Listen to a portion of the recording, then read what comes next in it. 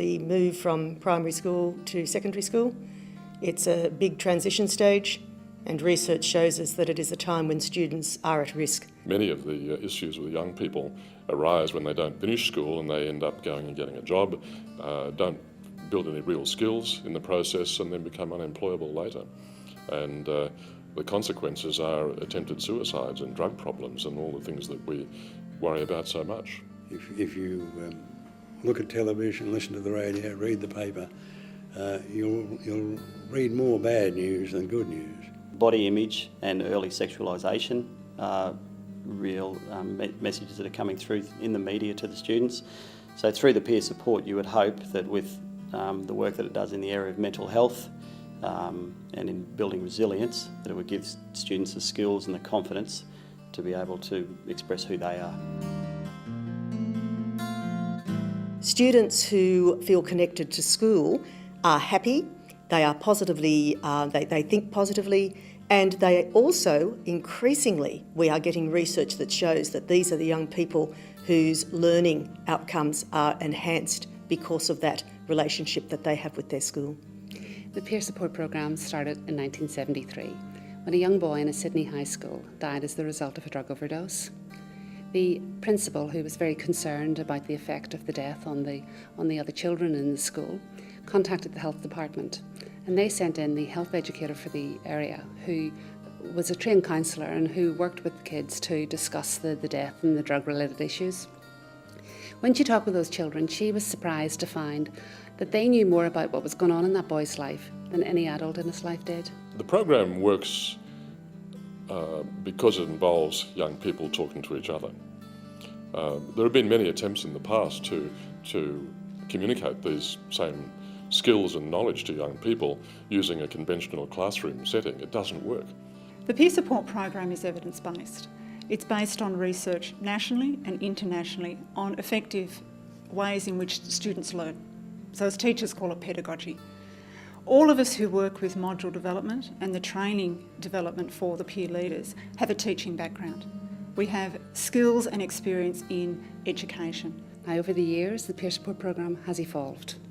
It hasn't stayed the same. There are not many programs around that have lasted in schools for almost 40 years now. And that says something about the strength of the program. It stands testament to the quality of the program. With a staff of 6, we have what we call a highly leveraged model. 3 of us have a direct training and development role. Those are the consultants that directly deliver the training and the workshops and professional development to teachers. At our training workshops, we might have 16 teachers from a range of different schools in attendance. From that point, those teachers go back to their individual school communities and work with at least 12 other teachers from their own schools. Those 12 teachers then work with peer leaders, who then work with the whole school in primary or the bulk of a year group in secondary. We conservatively estimate we impact upon 200,000 students a year. It fits so easily into a school when you get the routines and the structures in place, so that it's not a burden, it's not something else that has to happen. It just naturally flows within a school's environment. The principles of learning that underpin the peer support program have its basis in constructivism, and that's the experiential nature of the peer support program. Students learn by doing.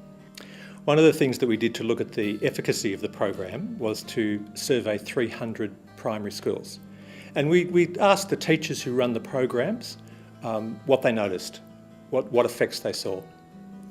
Now, some of the key things we found were that they thought that the program had a major impact on student networks and the quality of the student friendship networks. And another thing that we found was the strengthening of the vertical connections within the school.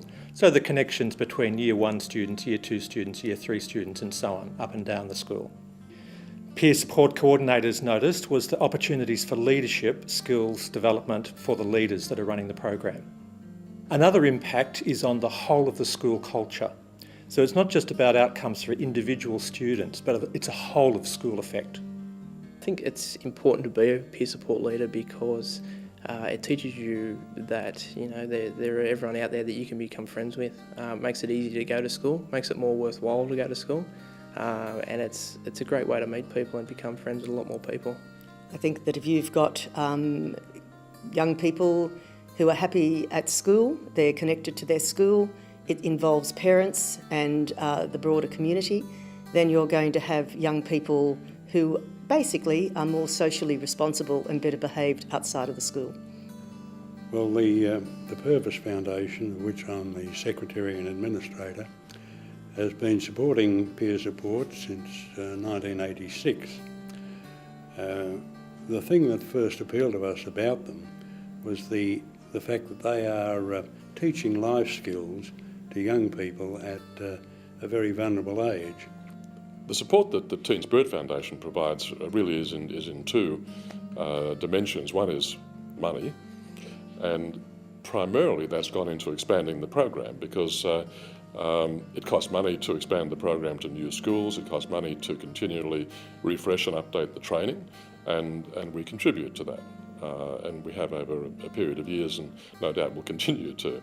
The other type of assistance we provided is that the Teen Spirit itself has an advisory board of experienced people with a lot of business and other experience, and we have worked with the peer support organisation to help them in planning and growing. People will choose to sponsor it if they believe in the welfare of young people in today's society, and they believe that young people who are positive thinkers and who are connected to school are worthwhile investing in. Personally, I think our young people are worth every dollar.